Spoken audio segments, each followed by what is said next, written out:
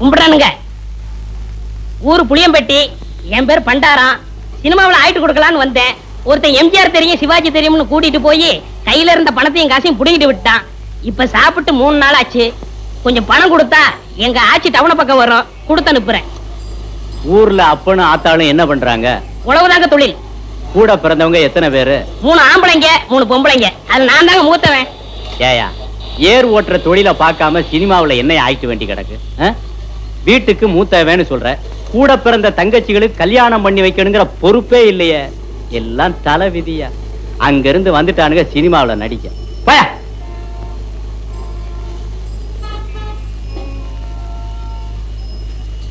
கும்பிடுறனுங்க. நல்லாரு நல்லாரு. ஊர் புளியம்பட்டி, என் பேர் பண்டாரம். சினிமாவில் ஆயிட்டு கொடுக்கலாம்னு. என் சொந்த ஊர் வேப்பம்பட்டி. நானும் உன் கேஸ் தான்.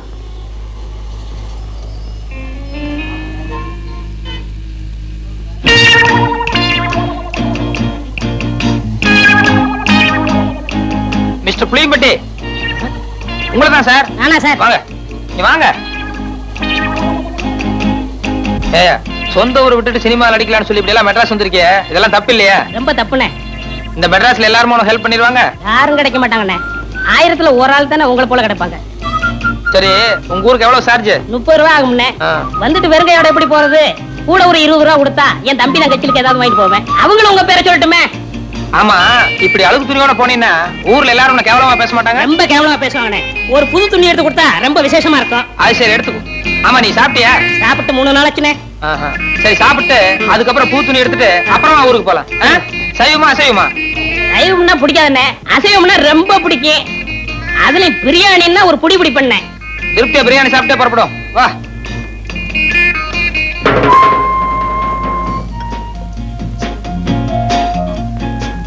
என்ன சாப்பிடுற? சூடா என்ன இருக்கு? அறை இருக்கு. ஏயா, நேத்துல இருந்து ஒண்ணுமே சாப்பிடல. என்ன ஒரே ஒரு இட்லி வாங்கி கொடுத்தா போதும். இப்ப சூடா கேக்குதோ? இல்ல, சாப்பிடுறோம். கொஞ்சம் சூடா சாப்பிட்டா நல்லா இருக்குமே. அதான் கொஞ்சம் இடம் கொடுத்தா போதுமே, தலைக்கு மேல ஏறிடுவீங்களே. என்னப்பா என்ன இருக்கு? Parotta, biryani, chicken fry, chicken masala, fish item, ginger chicken, chilli chicken, mutton fry, mutton masala, omelette.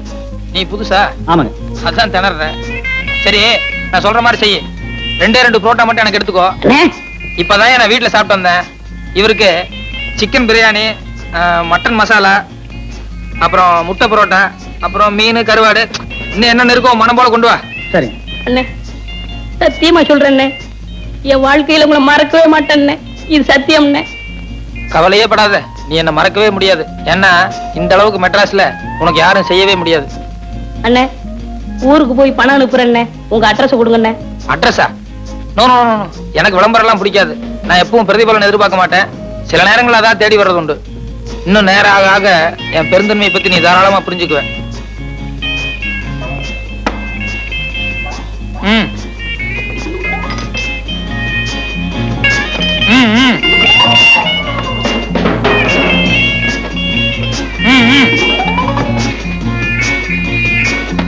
அப்படி வச்சுக்கோ.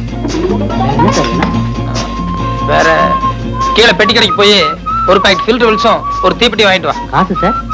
யோ, கல்லால போய் காசு வாங்கிட்டு போய, எல்லாத்துக்கும் சேர்ந்தாப்புல பில் போட்டுக்கலாம். சரி சார். ஓ, என்ன ஆறிட போகுது, சாப்பிடலாமா? எல்லாம் உனக்கு தாயா, மனம் போல சாப்பிடு.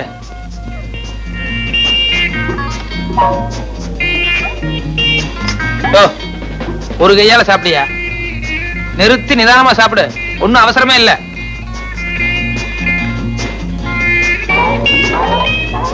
சாப்பிடு சாப்பிடு.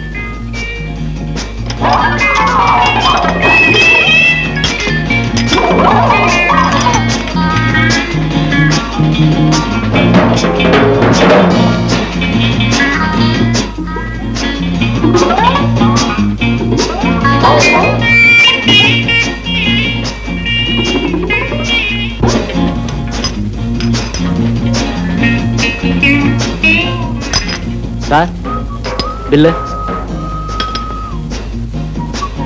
ஏயா, கொஞ்சமா மேனேஜ் இருக்கா? ஏசி ரூம்ல உட்கார்ந்து சாப்பிட்டு வரணும்ல. என் கூட வந்தவர் உள்ள சாப்பிட்டு இருக்காரு, கொஞ்சம் கூட டீசென்ட் எல்லாம் பில்லு கேக்குறியா? சாரி சார், நீங்க இங்க சாப்பிட்டீங்கன்னு நினைச்சிட்டேன். பரவாயில்ல. இதுக்கு தான் என் பிரஸ்டீஜ் தகுந்த மாதிரி பெரிய ஹோட்டலுக்கு போகணுங்கிறது. இந்த மாதிரி ஒன்றைய ஹோட்டலுக்கு வந்து இப்படிதான் இருக்கும். எக்ஸ்கியூஸ் மீ, நீங்க போங்க சார். போங்க. இனிமே இப்படி பிகேவ் பண்ணாத. பரவாயில்ல, போங்க. மறுபடியும். வாங்க வாங்க, மெதுவா போ. சார் சார் சத்தியமா அந்த ஆளு யாருன்னு தெரியாது சார். என்னை ஏமாத்த இங்க கூட்டிட்டு வந்துட்டான் சார். பொய்யாடா சொல்றேன். ஐயம்மா, ஐயோ, ஐயம்மா, ஐயோ. 60 ரூபாய் 20 பைசா பில் ஆகுது சார். ஏன்னா இவனுக்கு ஒரு வேளை சாப்பாடு போட்டு ஒரு மாசத்துக்கு வேலை வாங்கணும். ஐயா, அடிக்காதீங்க, அடிக்காதீங்க. ஏய், நீ சாப்பிட்டது கூட பெருசு இல்ல. உன் கூட வந்தானே தோஸ்து, அவன் என் ஹோட்டலை பார்த்து ஒன்றே ஹோட்டல்னு சொல்றான். ஐயம்மா, காப்பாத்துங்க, பக்கத்துல காப்பாத்துங்க. எனக்கு பிரியாணி வேணாம், கோழி வேணாம். ஐயோ, விட்டுருங்க சார். ஒரு நிமிஷம். இந்த அட்ரஸ் எங்க இருக்கு? அப்படியே ஸ்ட்ரைட்டா போய் ரைட் சைடுல திரும்பினா லெஃப்ட் சைடுல 3வது பில்டிங். நாங்க வெளியூர், நீங்களே வந்து காட்டுறீங்களா? சார் ரைட்ல திரும்பினா லெஃப்ட் சைடுல 3வது பில்டிங் சார். நாங்க வந்து விடுறோம், வாங்க சார். ப்ளீஸ் வாங்க, உட்காருங்க உட்காருங்க சார்.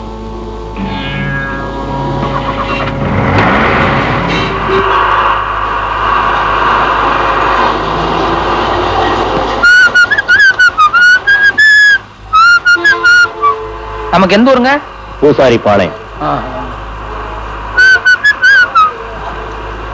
மெட்ராஸ்க்கு எதுக்கா வந்தீங்க? சும்மா ஜாலியா ஊரை சுத்தி பார்க்கலாம். ரைட்ல போங்க. யோ, வண்டி நிறுத்தியா? யோ, ரைட்ல போணும். யோ, ரைட்ல போனியா? என்னைய சொல்ல உம்பாட்ல போயிட்டு இருக்க? யோ, உள்ளதாயா? எங்க நிறுத்தணும்னு எனக்கு தெரியும். வாயை முடிக்கிட்டு சும்மாவா?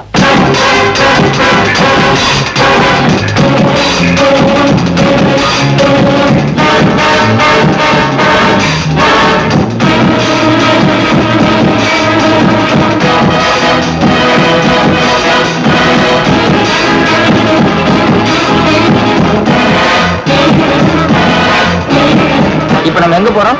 சொல்றோம்.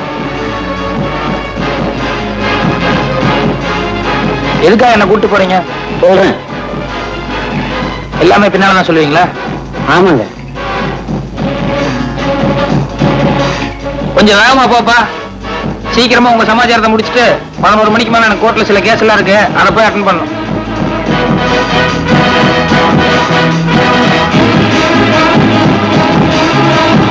மாமூல் இடத்துக்கு தானே?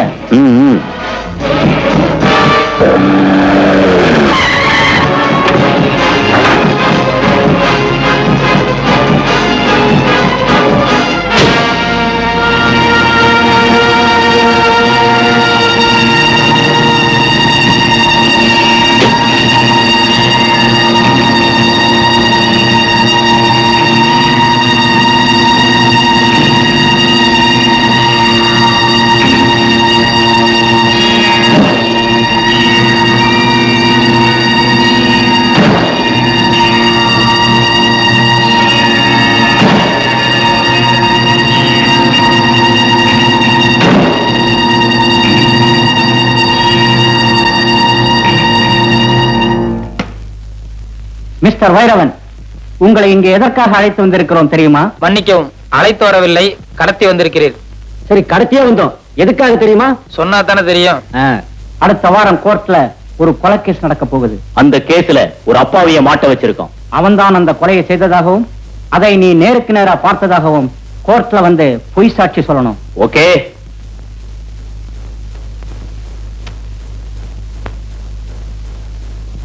சாட்சி சொல்ல மறுத்தா என்ன செய்யறதா உத்தேசம்?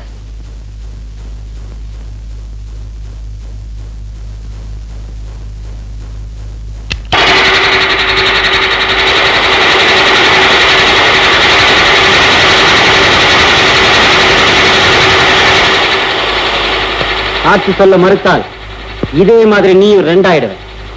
ஓகே, நான் முடிவு பண்ணிட்டேன். சாட்சி சொல்றதா தானே? இல்ல, உங்களை உதைக்க போறதா.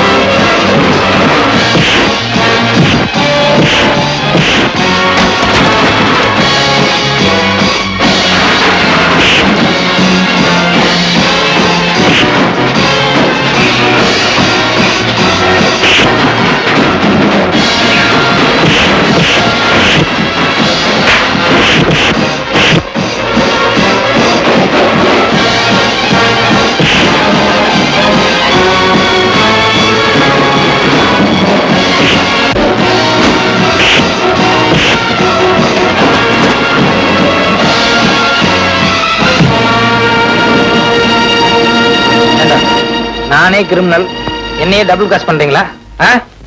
பொய் சாட்சி சொல்லணும்னா மரியாதை ரேட் பேசலாம்ல? எதுக்குடா கிட்னாப் பண்ணி கொண்டு வந்தீங்க? தப்பு தானே. ரேட் பேசுறதுக்கு தான் எங்க முதலாளி 10,000 ரூபாய் கொடுத்து எங்களை அனுப்பி வச்சாரு. ஏன்னா நாங்க மிரட்டுறதுல நீங்க பயந்துட்டா அதை அப்படியே அமர்த்திக்கலாம்னு பார்த்தோம். ஆனா இப்படி எல்லாம் அடி விழுதுன்னு தெரிஞ்சிருந்தா முதல்லயே மரியாதையா அந்த பணத்தை கொடுத்திருப்போம். சாரி, கொலை கேஸ்ல பொய் சாட்சி சொல்றது ரொம்ப பாவமான சமாச்சாரம். அதெல்லாம் நான் செய்ய மாட்டேன். வேற ஏதாவது கேஸ் இருந்தா சொல்லு. அண்ணே அண்ணே, நான் புள்ளக்குட்டிக்காரன். ஏதோ இந்த கேஸ் ஒத்துக்கிட்டீங்கன்னா எனக்கு ஏதாவது கமிஷன் கிடைக்கும். ஏயா, உனக்கு கமிஷன் அடையுங்க, எதை வேணாலும் நான் ஒத்துக்க முடியுமா? எனக்குன்னு ஒரு சில பாலிசிகள்லாம் இருக்குல்ல.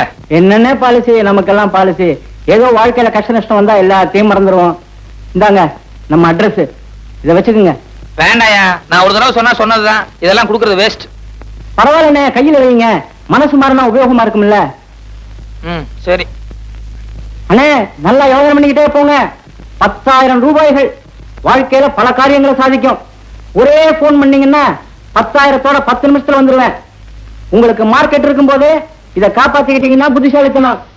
அதுக்கு மேல உங்க இஷ்டம். யோ, கையெடுத்து கும்பிடுறேன். காலங்காத்தா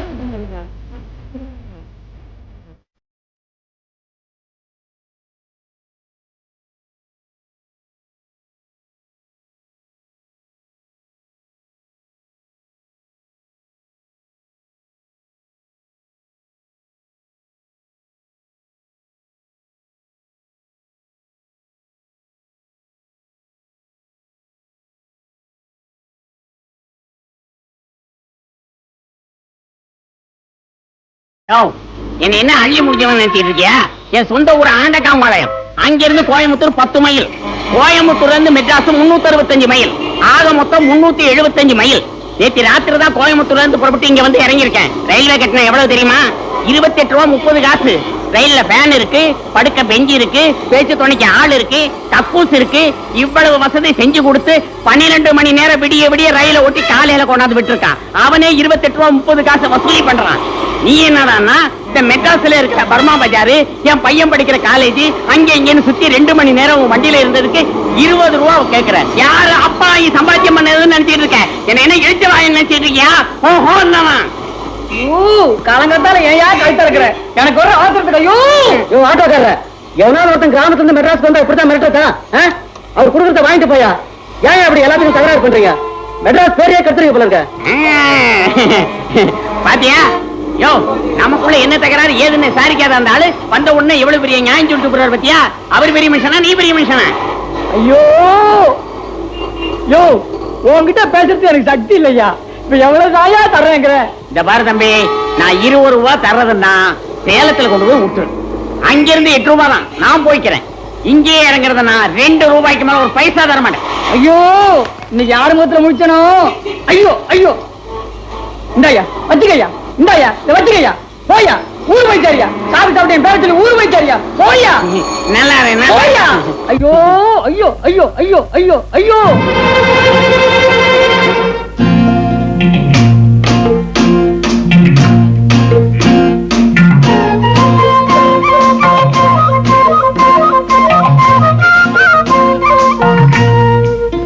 வைத்தியரையா, வைத்தியரையா, பாலக்காக்காரு வீட்டுக்கு போயிருக்காரு, இப்ப வந்துருவாரு. என்னம்மா சொன்ன? தம்பிக்கு கால்ல கீழே விழுந்துட்டா, கால் சுளுக்கிடுச்சு போல இருக்குமா. இதோ வந்துட்டாரு.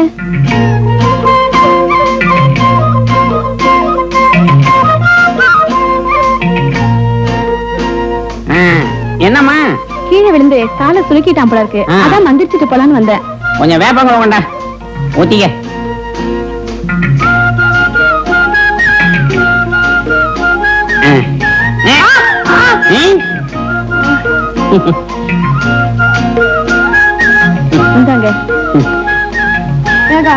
இவரே நொண்டி, இவர் எனக்கு எப்படி வைத்தியம் பாப்பாரு? சார் சார் கொஞ்சம் நில்லுங்க சார்.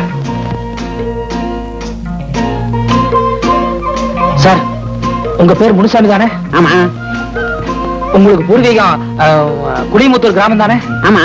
ஏப்பா, என் ஊரு பேரு சொல்றிய, நீ யாருன்னு எனக்கு தெரியலையே. அதே குடிமுத்தூர்ல 15 வருஷத்துக்கு முன்னால காளி முதலியார்னு ஒருத்தர் இருந்தாரு. அவருக்கு சொர்ணோன்னு ஒரு பொண்ணும் வைரவான்னு ஒரு பையனும் இருந்தாங்களே, அவங்க உங்களுக்கு ஞாபகம் இருக்கா? ஆமா சொர்ணம் வைரவன், ஆமா ஞாபகம் இருக்கு. அவங்களுக்கு நீ என்ன வேணும்? அந்த சொர்ணத்தோட தம்பி வைரவன் நான் தாங்க. சொர்ணம் தம்பி வைரவன் நீயா? ஆமாங்க. நீ எத்தனை வருஷமா மெட்ராஸ்ல இருக்க? 12-13 வயசுல இருந்தே மெட்ராஸ்ல தான் இருக்கேன். போடா பைத்தியக்காரா, உனக்கு கொஞ்சமாவது குடும்பம் பாசம் அக்கறை ஏதாவது இருக்கா? இத்தனை வருஷமா மெட்ராஸ்ல சுத்துற, ஒரு தடவையாவது உங்க அக்கா எப்படி இருக்கான்னு போய் பாத்திருக்கியா? எங்க அக்கா தான் ஆத்துல முழுகி செத்து போச்சுங்களே. போடா இவன, உங்க அக்கா உயிரோட தான் இருக்கா. என்ன மலைச்சு போய் நிக்கிறேன்? நிஜமா எங்க அக்கா உயிரோட தான் இருக்காங்களா? அட ஆமாங்கிறேன். 6 மாசத்துக்கு முன்னாடி நெல்லித்துறை கிராமத்துல உங்க அக்காவை பார்த்தேன். அவகிட்ட உன்னை பத்தி விசாரிச்சா நீ என்னமோ ஆத்துல மூழ்கி செத்து போயிட்டு அவன் நினைச்சுக்கிட்டு இருக்கா. 20 வருஷமா ஆளுக்கு ஒரு பக்கம், ஒருத்தருக்கு ஒருத்தர் உசுரோட இருக்கிறது தெரியாம போயிச்சுக்கிட்டு இருக்கீங்க. இப்ப எங்க அக்கா எந்த ஊர்ல இருக்கிறதா சொன்னீங்க? மேட்டுப்பாளையம் பக்கம் நெல்லித்துறையில தான். இப்ப அவங்க குடும்ப சூழ்நிலை அவ்வளவு சரியில்லைன்னு நினைக்கிறேன். ஏன் அவங்களுக்கு என்னாச்சு? 6 மாசத்துக்கு முன்னாடி ஆத்துல வெள்ளம் வந்தது. அப்ப விவசாயத்துக்காக வச்சிருந்த நிலைமை ஆத்தோட அடிச்சுட்டு போயிடுச்சு. அதுல இருந்து அந்த குடும்பத்துக்கு கொஞ்சம் கஷ்டம் தான். நான் ஒரு முறை அவங்க பார்க்க போன போது கூட வயசுக்கு வந்த பொண்ணை கண்ணாலம் கட்டி கொடுக்க முடியலன்னு சொல்லி மொரோன்னு அழுதப்பா.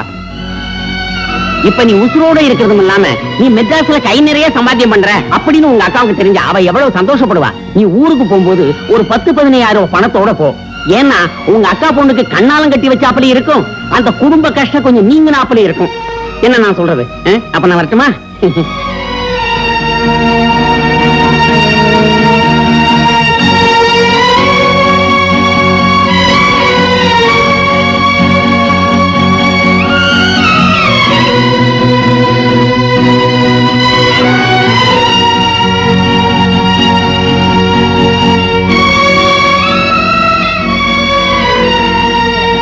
இப்ப அவங்க குடும்ப சூழ்நிலை அவ்வளவு சரியில்லைன்னு நினைக்கிறேன். நான் ஒரு முறை அவங்க பார்க்க போகும்போது கூட வயசுக்கு வந்த பொண்ணை கண்ணாலம் கட்டி கொடுக்க முடியலன்னு சொல்லி மொரோன்னு அழுதப்பா. நீ ஊருக்கு போகும்போது ஒரு 10-15 பணத்தோட போ. ஏன்னா உங்க அக்கா பொண்ணுக்கு கண்ணாலம் கட்டி வச்ச அப்படி இருக்கும், அந்த குடும்ப கஷ்டம் கொஞ்சம் நீங்கினா அப்படி இருக்கும்.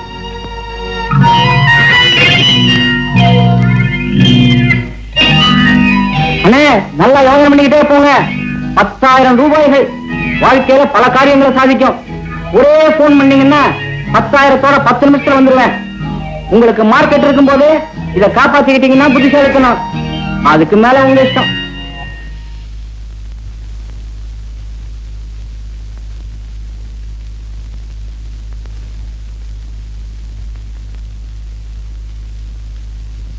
வைரவன், வைரவன், வைரவன்.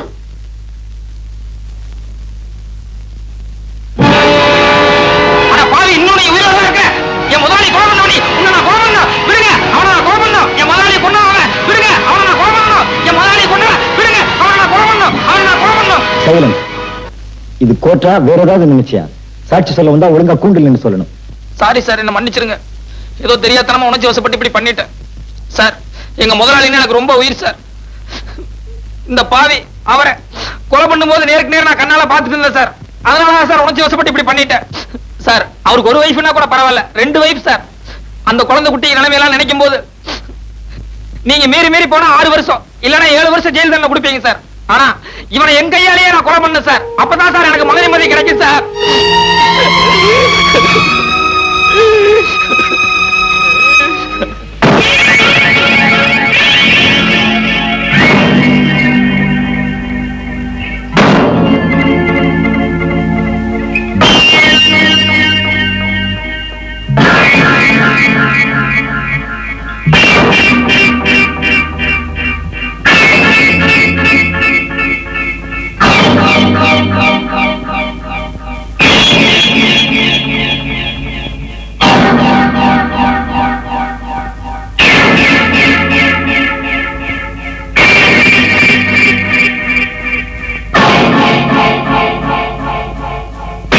குற்றம் சாட்டப்பட்ட முருகப்பன் கொலையாளி என்று சாட்சியங்கள் நிரூபிப்பதால் இந்த கொலையை உணர்ச்சி வசப்பட்டு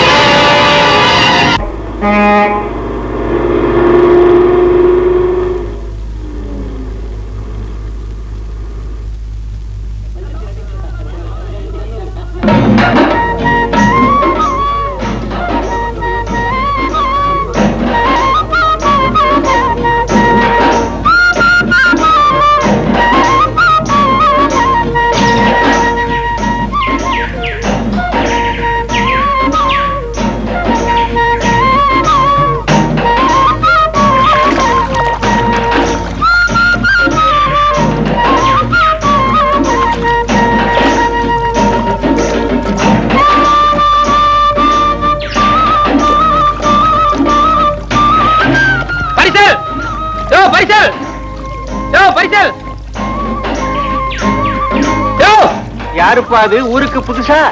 ஆமாங்க, அந்த பக்கம் நெல்லித்துறைக்கு போகணும், பரிசல் திரும்பி வரும்னு பார்த்தேன். அவன் பாட்டுல தூக்கி தலையில வச்சுட்டே போயிட்டு இருக்கான். ஆத்துல தண்ணி ஜாஸ்தியா பெருகிறதுனால பரிசல் அவங்க எடுத்துட்டு போறாங்க. நாளை காத்தாலதான் வருவாங்க. ஐயோ, இப்ப நான் அவசரமா நெல்லித்துறைக்கு போகணுங்களே. ஆத்துல அவசரப்பட்டு தண்ணியில இறங்கிடாதப்பா, தண்ணி அடிச்சிட்டு போயிடும். வேற ஒன்னும் வழியே இல்லைங்களா? வேற வழியே இல்லப்பா. தென்புறம் மேட்டு மேல ஒரு மண்டபம் இருக்கு. ராத்திரி அங்க படுத்திருந்துட்டு காலையில பரிசல் வரும், பரிசல ஏறிப்பாப்பா. சரிங்க.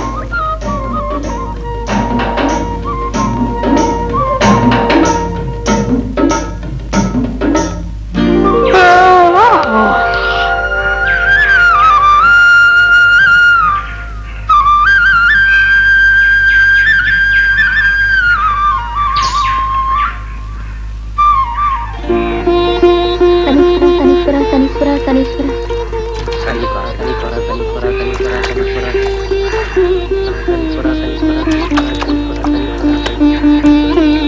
யோ பெரியவரே, இங்க வாங்க. அதோ அந்த குளத்துல ஜனங்கெல்லாம் காசு போட்டுக்கிட்டு இருக்காங்களே, அங்க என்ன விசேஷம்? அதுக்குத்தான் சனிக்குளம்னு பேருப்பா. அந்த குளத்துல காசு போட்டா அவங்க செஞ்ச பாவமெல்லாம் தீரும்னு காசு போடுறாங்கப்பா. ஓஹோ, அப்ப அந்த குளத்துல நிறைய காசு இருக்குன்னு சொல்லுங்க. அந்த குளத்துல நிறைய காசு இருக்குப்பா. ரைட், அப்ப ராத்திரியான உங்களுக்கு நிறைய வர முடியுதான். போப்பா.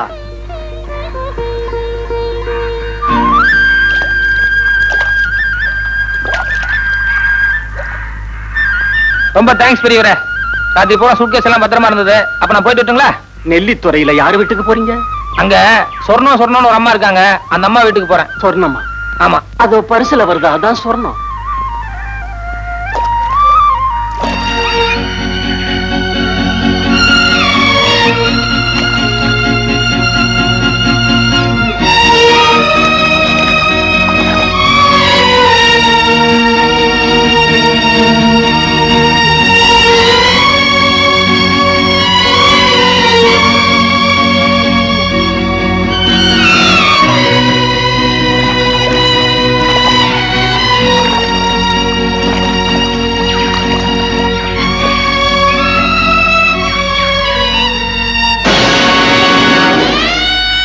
நான் என்னமா பண்ணட்டும்? முருகப்பன் விடுதலைக்காக மேக்சிமம் நான் எவ்வளவோ வாதாடினேன். ஆனா கடைசி நேரத்துல ஒருத்தன் பொய் சாட்சி சொன்னதுனால உன் புருஷன் தான் கொலைகாரன்னு கோர்ட்டு தீர்மானிச்சு அவனுக்கு தண்டனை கொடுத்துருச்சுமா. யாருக்கும் மனசால கூட தீங்கு நினைக்காத அந்த மனுஷனுக்கு இப்படி ஒரு தண்டனையா? அதுவும் 4-5 வருஷமா? கடவுளே, ஐயோ, நான் என்ன செய்வேன்?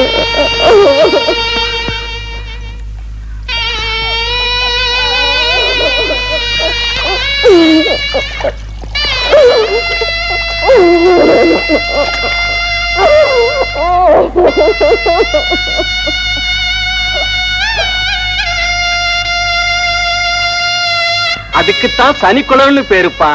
அந்த குளத்துல காசு போட்டா அவங்க செஞ்ச பாவமெல்லாம் தீரும்னு காசு போடுறாங்கப்பா.